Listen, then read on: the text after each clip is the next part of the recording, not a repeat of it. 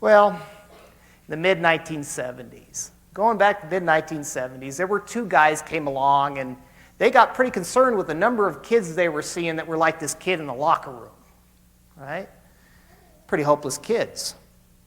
And they became concerned with the number of kids who were developing RDD. Now, how many of you are familiar with RDD? How about ADD? Yeah, a lot of people know about ADD. No, this wasn't ADD, it was RDD. Responsibility Deficit Disorder. Yeah. I mean, kids that were capable, seriously, but were so irresponsible and treating adults like doormats. Well, who were these men? Well, one of them was Dr. Foster Cline, a psychiatrist. The other was Jim Fay, my very own father. Now, here's the question for you. Kids with ADHD or autism want to be independent. Try Goalie, the visual scheduler that guides them through routines so you don't have to. Goalie, reinventing routines. Can you imagine being raised by a parenting expert?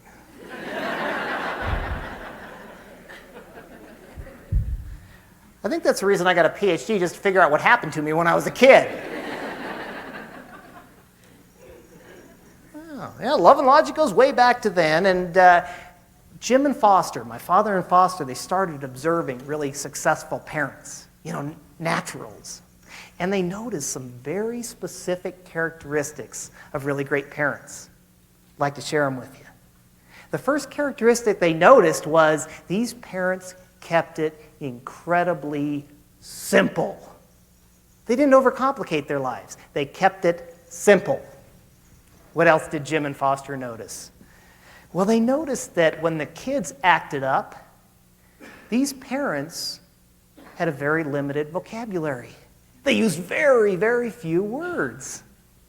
Yeah. And the words they used, instead of communicating anger and frustration, the words communicated kind of, hey kid, I can handle you, no problem, and by the way, I love you.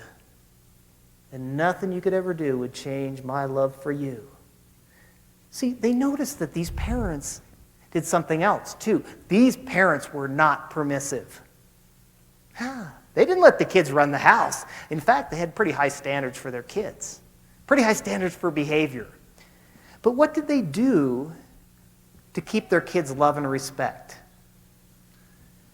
The core of love and logic. If you don't take anything else with you tonight, take this.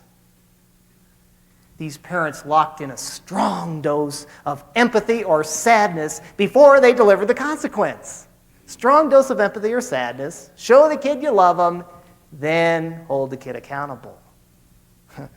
Kind of looked like this in these houses. There are a lot of ways they did it, but some of them said things like this. Oh, Stephanie, oh, this is sad. You spit on your brother.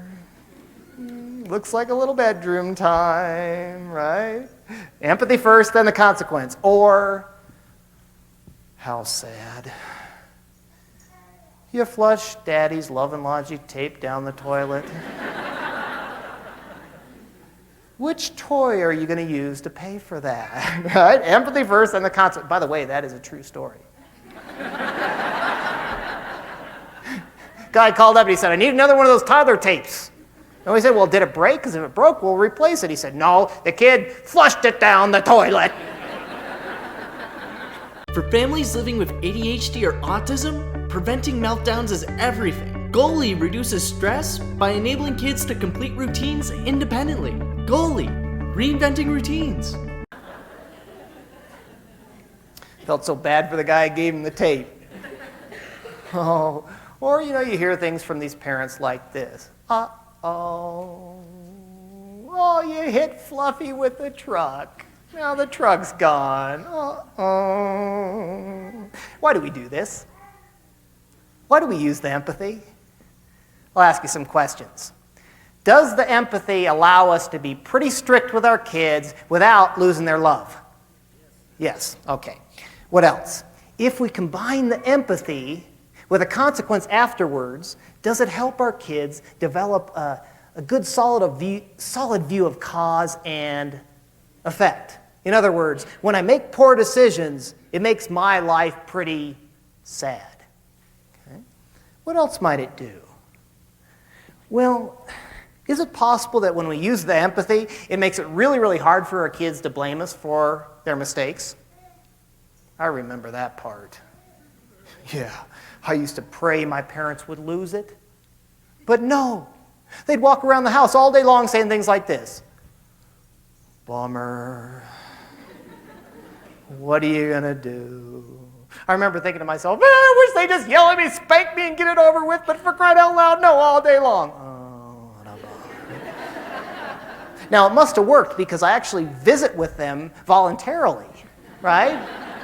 And I enjoy their company, so it must have worked. But at that time, it was irritating. Why? Because I wanted to blame them. I wanted to blame them. I wanted them to get angry so I could say, see, that's why I have all these problems. My parents are just so punitive and nasty. No, couldn't do it. And in fact, probably my first experience with empathy was this one. I had made a habit of being pretty nasty in the grocery store. Yeah, I was a strong-willed child. And strong-willed children love the grocery store. It's a perfect place for combat. I was making life pretty miserable for my parents. Well, little did I know they were learning some new techniques. Well, it's a Saturday morning, living up there in Conifer, and long ways from the grocery store at that time, and my parents are dressed up. Now, that was back when people actually got dressed up to go to the grocery store. And I says to my mom, I said, where are we going? And she says, oh, we're going shopping, going to the grocery store, King Soopers downtown. Oh, you goody, right? And here's my father. He comes along and he says, yeah, it's going to be a great trip, too. We're going to have a great time at the store. Guess why? You're not coming. What, Dad? Oh, this is such a bummer. Remember the last time we were at the store and you took the things off the shelf and you wouldn't put them back, and boy, that wore us out. Just don't have enough energy for you to come along this time. This is such a bummer. But I'm just a little kid. I can't stay here all by myself. My father had this wonderful statement he used to use. He'd say, not to worry. And I knew through experience that when he said, not to worry, I worried. Exactly. Kids with ADHD or autism want to be independent. Try Goalie, the visual scheduler that guides them through routines so you don't have to. Goalie, reinventing routines. And when he said not to worry, I don't know how he timed it that well, but the door swung open. Who walked in that door? Well, she was huge. I could barely see any space between her and the door frame. As she walked in, the earth trembled. Her name, Mabel, the babysitter from hell. She looks mean! Oh, what a bummer. That's what we've heard.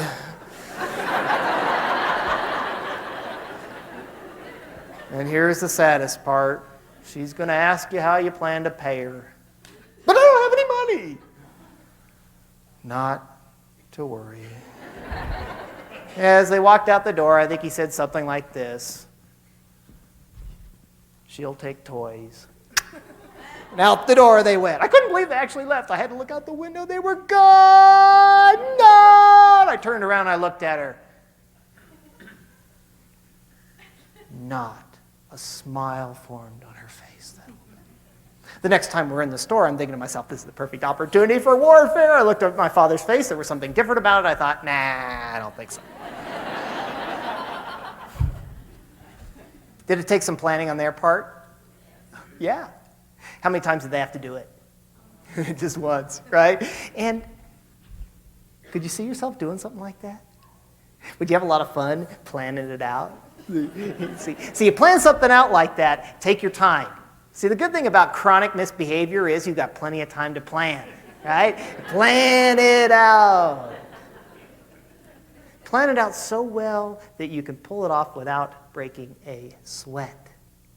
Now, will your kids behave better in the store next time? Probably so. But what else? Will there be a transfer effect? What do I mean by that? A transfer effect is when the kid sees us handle one behavior so easy that they can't believe it, and then they start thinking to themselves, subconscious level, ay, ay, ay. I've seen the books laying around. My parents are learning some skills. They handle me without breaking a sweat. I wonder what else they got up their sleeve. I don't think I want to find out.